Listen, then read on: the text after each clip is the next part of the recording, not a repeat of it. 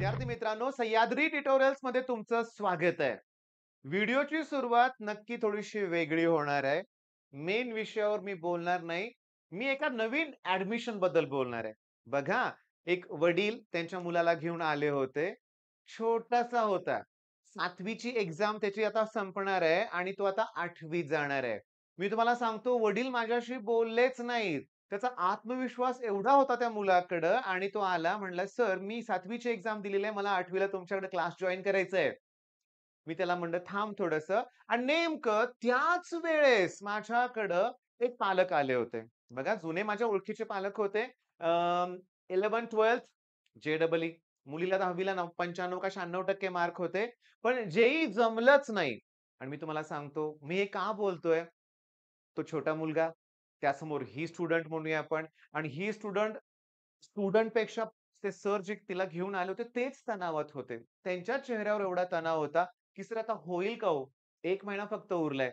मी तुम्हाला सांगतो, मी पटकन ना त्या मुलीला सांगितलं, की "तो समोरच्या स्टुडंटकडे बघा. केवढं कॉन्फिडन्स आहे. किती छोटासा मुलगा आहे. 7वी पास आउट होऊन आता 8वीत जाणार आहे. स्वतःहून माझ्याशी बोलतोय."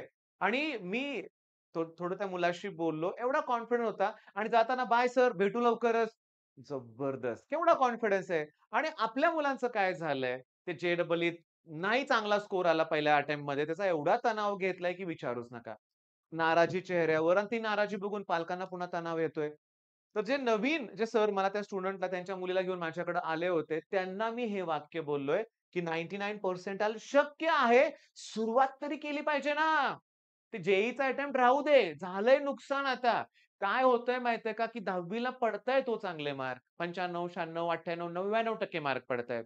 आणि ही मुलं माझ्याकडे जेव्हा ऑफलाईनसाठी येतात ना ॲडमिशनला, माझ्या एका प्रश्नाचं उत्तर देता येत नाही रे त्यांना. एरियाचा फॉर्म्युला विचारला टिपिकल कुठल्यातरी एका फिगरचा तो जमत नाहीये. व्हॉल्यूमचा formula. Volume of the sphere म्हणलं तर विचार सांगतायत 4/3 pi r square. Pi r cube ना. सायन्स मधला एखादा झालेला लॉ विचारला तर सांगता येत नाहीये. ओके. आणि मी तुम्हाला सांगू का, पाठ मात्र रेटून केलंय बरं का. आणि आता सगळं 4 दिवसात ती मुलं विसरलेत. आणि त्याच्यामुळे प्रॉब्लेम होतोय आणि त्याच्यामुळे जे स्कोर कमी झालाय. पण जाऊ दे ना. बरं, आता 99 पर्सेंटाइल अचीव्ह करायचंय. वेळ तर थोडासाच उरलाय. टार्गेट तर 99 प्लस पर्सेंटाइलचं आहे. मग मी आज काय केलं पाहिजे? मी तुम्हाला सांगू का, मी तुम्हाला एक टार्गेट देतो, की आज डेरिव्हेटिव्ह या टॉपिकला सुरुवात करा.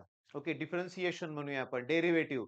आणि मला तुम्हाला सांगायचंय काय, हा जो डेरिव्हेटिव्ह टॉपिक आज तुम्ही जो कराल की नाही, हे करत असताना पहिल्यांदा माझं ऑब्झर्वेशन तुम्हाला सांगायचंय. काय ऑब्झर्वेशन सांगू का?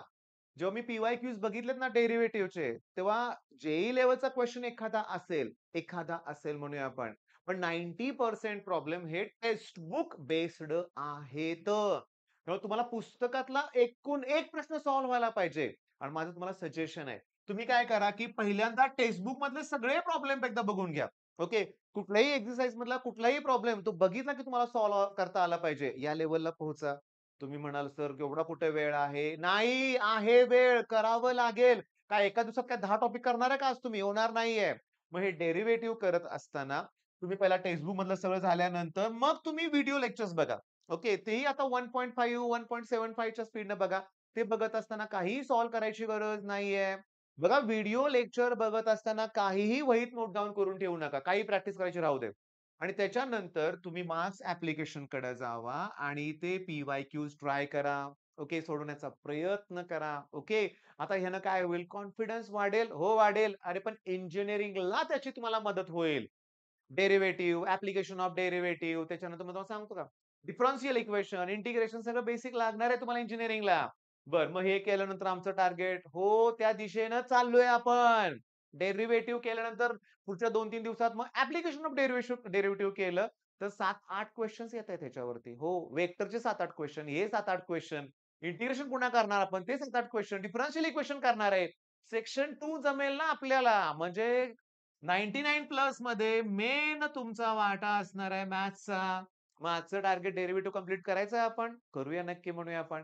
बरं, हे करत असताना मी तुम्हाला सांगतो, मला हा टॉपिक एवढा आवडतो, की विचारूच नका. पॉलिमर. 4 ते 5 सेकंदात एक-एक क्वेशन सॉल्व्ह होतो. हां, आणि मी कितीतरी वेळा ना मार्क्स ॲप्लिकेशनवरचे पी-वाय-क्यू सॉल्व्ह केलेत. त्याचा मला एवढा बेनिफिट होतोय ना, सिरियसली बरं का. आणि माझ्या एक गोष्ट लक्षात आली. 4 ते 5 वेळा ते प्रश्न सॉल्व्ह करा. ओके. टेक्स्टबुक घ्या समोर. पहिला क्वेशन बघा. सॉल्व्ह होत असेल न बघता ठीक आहे. ओपन करा, लागू दे वेळ. मग पहिला मी सांगतो टोटल 100 पण पी-वाय-क्यूज नाहीत रे पॉलिमरच्या.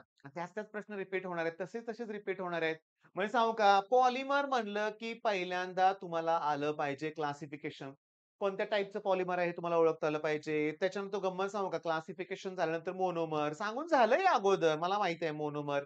मोनोमरचं सांगू का टिपिकल युजेस पण आहेत काही पॉलिमरचे ते तुम्हाला आले पाहिजे. पॉलिमरमध्ये ठराविक कॅटॅलिस्ट आहेत. झिग्लर-नाट्टा कॅटॅलिस्ट आहे. झिंक ॲसिटेट आणि अँटिमनी ट्रायऑक्साइड आहे. त्याच्यानंतर अजून कुठला आहे का कॅटॅलिस्ट ते बघा म्हणूया आपण. आणि क्लासिफिकेशनमध्ये रिंग ओपनिंग पॉलिमर आहे. पॉलिअमाइड ओळखता आला पाहिजे. कंडेन्सेशन पॉलिमर आलं पाहिजे. ब्रांच्ड पॉलिमर आलं पाहिजे. लिनियर पॉलिमर ओळखता आलं पाहिजे. आणि हे सेमी सिंथेटिक आहे ना, त्याचे पर्टिक्युलर यूज दिले पुस्तकात शोधा. मग त्याचे एक्झाम्पल पण तुम्हाला ओळखता आलं पाहिजे. नाही येत तुम्हाला एका प्रश्नाचं उत्तर. मग मी काय केलं माहितीये का? Which of the following is a semi synthetic विचारलं होतं. पण त्यातनं काय होतं नायलॉन दिलं होतं. Option cancel. मग असे 3 ऑप्शन बघता कॅन्सल आणि विस्कस रेयॉन काहीतरी नाव होतं. ते काय मी कुठं तेच ऑप्शन करेक्ट होता. म्हणजे मुद्दा काय आज पॉलिमर करूया 2 मार्क, डेरिव्हेटिव्ह करूया 6-7 मार्क, 8 मार्क, 9 मार्क, 10 मार्काची तयारी जर रोज होत असेल तर काही इश्यू आहे. जमणारच तुम्हाला ह्या गोष्टी लक्षात घ्या. आणि मी तुम्हाला क्लिअरली सांगतो, की फिजिक्स काय करा माहितीये का मी तुम्हाला सांगतो. फॉर्म्युला लिस्ट एवढी जबरदस्त करा ना मार्च एंड पर्यंत. ओके. फॉर्म्युला लिस्ट एवढी जबरदस्त करा. फॉर्म्युले पटकन तुम्हाला आठवले पाहिजेत. मग एप्रिलच्या 15 दिवसात तुम्ही ना फक्त पी-वाय-क्यूज जरी बघितले किंवा फक्त तुम्ही क्वेशन पेपर एनालिसिस जरी केलं, की फिजिक्सचे एका पेपरमध्ये 50 क्वेशन असतात म्हणजे 50 कन्सेप्ट असतात रे. तेवढं जरी 1 तारखेपासून केलं ना तुम्ही बास. हा सफिशियंट आहे हे लक्षात घ्या. पण आता आणखीन एक काय होतं मी तुम्हाला बोललोय अगोदर परत रिपीट करूया आपण सांगतो. व्हिडिओ लेक्चर बघत असताना समजतंय मला. ओके. तेवढं पुरेसं नाहीये. मी तुम्हाला काय बोललो, की व्हिडिओ तुम्हाला समजलंय. पण त्यानंतर तुम्ही स्वतःहून सॉल्व्ह करायला घेणार आहे. मार्क्स ॲप्लिकेशन वरून किंवा एक्झाम गोल वरून किंवा तुमच्याकडे एखादं पुस्तक असेल त्यातलं घ्या. पण पुस्तकापेक्षा मार्क्स ॲप्लिकेशन मला भारी का वाटतं माहितीये का? जागेवर रिझल्ट आहे. लगेच खाली सोल्युशन पण असतं बघायला. मग भारी पडते ते. म्हणजे 2दा रिव्हिजन झाली. व्हिडिओ लेक्चरमध्ये एकदा बघितलं, मार्क्स ॲप्लिकेशन एकदा बघितलं. त्याच्यानंतर तुम्हाला मी टेस्ट प्रोव्हाईड करतो. टेस्टमध्ये कदाचित तेच क्वेशन नाही वेगळे असतील. म्हणजे तिसऱ्यांदा टॉपिकची रिव्हिजन झाली एका दिवसात. पण त्याच्यानंतर तुम्हाला सांगतो, मला काय म्हणायचंय फुल लेंथ टेस्ट चॉईस तुम्हाला रविवारी परत तो टॉपिक करायचा आहे. म्हणजे 1 पॉइंट 4-4, 5-5 वेळा रिवाईज केलं तर एक्झाममध्ये आठवणार आहे लक्षात घ्या. तुमच्या लक्षात आलं मी काय म्हणतोय ते? मग रोज 8-10, 8-10 मार्काची तयारी करत जायचं आहे. 3 आठवड्यातच 200 मार्काची तयारी कंप्लीट होते. आलं का डोक्यात तुमच्या? पण जे करायचे ते परफेक्ट करा बरं का बाबांनो. जे करायचे ते परफेक्ट करा. आता होतंय काय, की सर ईझी टॉपिकची नावं सांगा. केलं तर सगळं सोपं आहे रे. हां, केलं तर सगळं सोपं आहे. पण मन शांत ठेवून मी रिपीट करणार, रोज तुम्हाला सांगणार आहे. होईल का? नाही, करायचंय. होईल का प्रश्न विचारणार नाही, करायचंय. मला हे अवघड वाटतंय, बोलायचं पण नाही असं. अवघड आहे, चला प्रयत्न करूया, मी ट्राय करणार आहे. ओके. मला हे जमणारच नाही. असा ॲटिट्यूड आयुष्यात कधीच ठेवू नका. का नाही जमणार? काय चुकतंय माझं? कुठं मी माझे ड्रॉबॅक्स आहेत, मी ते कव्हर करेन. मॅथ्स मला आवडतच नाही. आवड निर्माण करायची. सगळ्या गोष्टी सोप्या असतात. आपल्याला ते केलं पाहिजे हे लक्षात घ्या. ओके. आणि हे करत असताना मी तुम्हाला सांगू का? चांगले मित्र सर्कल तयार करा. ओके. एकमेकांना डाउट क्लिअरिंग करा. एकमेकांवर डिस्कशन करा. बेस्ट होणार आहे सगळं लक्षात घ्या. सगळं चांगलं आहे. आणि आता केमिस्ट्रीमध्ये मी सांगू का, की हा जो सेक्शन आहे ना ऑर्गॅनिक त्याला डेली वेळ द्या रे. हां, रोज तुम्ही माझा ना क्रॅश कोर्सवरती इतके फ्री व्हिडिओ आहेत ना, 10-15 मिनिटाचा एखादा फ्री कंटेंट व्हिडिओ बघून टाका. बिलकुल तुमचा टाईम वेस्ट जाणार नाही. माझ्या व्हिडिओमध्ये तुमचा जरा सुद्धा वेळ जाणार नाही. 10 मिनिटात परफेक्ट तुमचे 10 तरी प्रश्न होतील, 8-9 प्रश्न होतील आणि या लेव्हलला पोहोचा. मी तुम्हाला सांगतो अल्डिहाइड कीटोन कार्बोक्सिलिक ॲसिडमध्ये काहीतरी 87 पी-वाय-क्यूज होते बरं का, मार्क्स ॲप्लिकेशनमध्ये. आणि ते सोडवण्यासाठी मला 5 मिनिटं काहीतरी 23 सेकंद म्हणजे 5.5 मिनिटात मी एवढे क्वेशन सॉल्व्ह केले. अरे 4, 5, 6 सेकंदात एक क्वेशन सॉल्व्ह होतो. म्हणे कधी? प्रॅक्टिस झाल्यानंतर आणि कुणी करायची? तुम्ही करायची आहे प्रॅक्टिस. मला जमतंय ठीक आहे. पण मला सांगू का?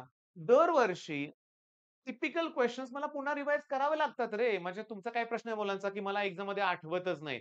ते व्हिडिओ लेक्चर बघतोय मी, पण पुन्हा मला विसरल्यासारखं होतंय. प्रॅक्टिस वाढवा अजून. मग होईल. शांत डोक्यानं. मगाशी मी तुम्हाला जे एक्झाम्पल दिलं ना, त्या छोट्या मुलासारखा तो कॉन्फिडन्स हवाय मला. Okay sir. करून दाखवूया आपण. करूया आपण अभ्यास. रडका चेहरा घेऊन माझ्याकडे आलेली मुलं मला आवडत नाहीत हं. तणावात.